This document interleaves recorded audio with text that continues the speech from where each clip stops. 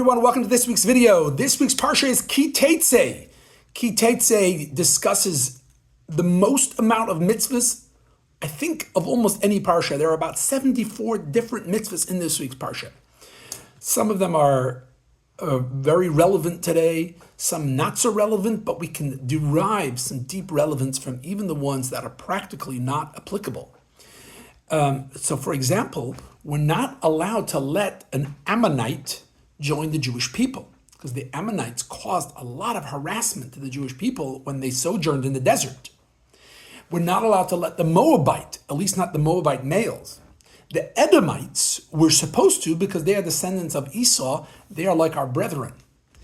And then there's the Egyptian. Are we allowed to let the Egyptians join the Jewish people? And the answer is, depends. The first few generations after the Exodus, they were not allowed. But 3 generations later, you're allowed to let them in. Why is this?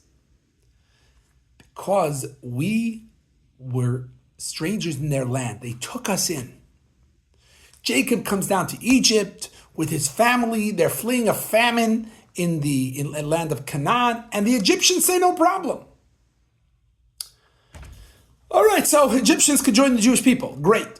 So what? What's the relevance to us? I think this is a beautiful concept that is worth discussing. And so relevant, so relevant to our generation today. You see, we live in a cancel society. It's a tragedy, in my opinion.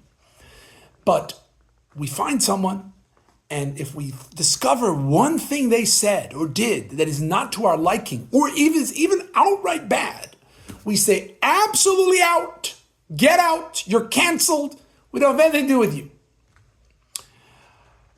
Well, that's a problem. The old Yiddish proverb says, don't spit in the don't spit in the well. You may need to drink from it. Okay, which means to say, yes, you're going to cancel someone today, and you're going to put up this beautiful house around yourself, but those glass walls will become broken also. Well, today it's someone else, tomorrow it's you. Be careful. Be careful what you wish for.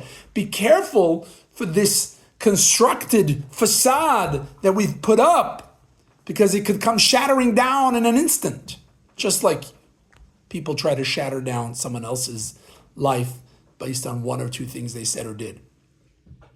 But actually, I think the Torah is going much further than that. The Talmud has an interesting take on this proverb, is a little differently. They say, don't throw stones in the well you drank from.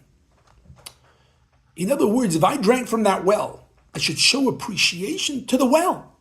It's a beautiful story about the Rif, Rabbi Yitzchak Alfasi. Rabbi Yitzchak Alfasi once enjoyed a beautiful bathhouse.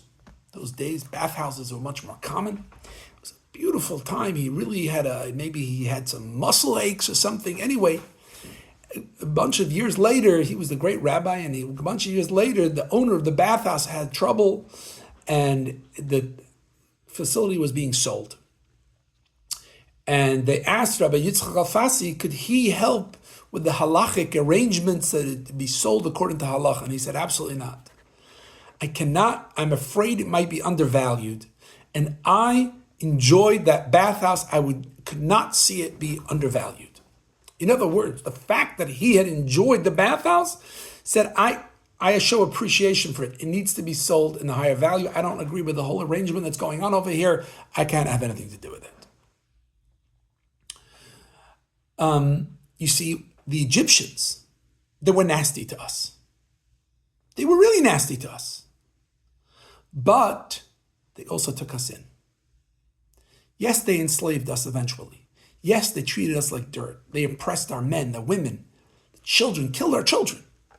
But at the beginning, they were very kind. They took us in and gave us a place. Even though, to be honest, they benefited from that too. But we never forget the kindness that they did to us. This is a very important point. Rambam, famous Maimonides, wrote the Guide to the Perplexed. And in the beginning, he opens up and he says, my friends, You're going to read this book, and you may read something you don't like.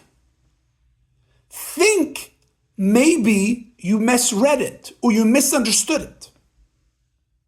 Further, he says, even if you read the whole book and there are only 1 or 2 points that you agree with and you enjoy, the whole book is valuable for those points. In other words, even if you don't agree with 90% of what I wrote, but 10% you got out of it, that itself is valuable. He's taking it to a new extreme. The 10% that you get out of my book makes the whole book worthwhile and worth reading, and therefore you shouldn't discard it. So not only do we have to remember that we all have flaws. We've all made mistakes, and we will make mistakes. And we have to recognize the good in someone for what it is. Everybody has good, and everybody needs to be valued and appreciated for the good that they have. So instead of just dismissing and canceling, we should embrace the beauty, the goodness, the positive contribution that people give to society. And even if it's only a small amount, and even if maybe they're awful otherwise, we've got to appreciate that goodness. Like the Rambam said, that even if you don't agree with most of my book, but you got something out of it, that something is of value. Or like the Egyptians. We're going to let them join the Jewish people because they did a good turn to us. When we were in need, they helped us even though they became really nasty. Friends, this may be a little difficult, but I don't think it's that difficult. Most of us are not being treated that harshly like the Egyptians treated us. Before we cast someone away, just think, is it just because I don't agree with them? Or are they really bad people? I think for the most part, we can conclude that most people are not really bad. Most people are good people, well-intentioned, and bring a lot of positivity and goodness to our lives and to society. And let's recognize that. Don't judge a book by its cover. Open it. Look inside. There's so much there. And let's make sure we keep people welcomed, loved, part of our community, part of our society. With that, I'll wish you a good Shabbos.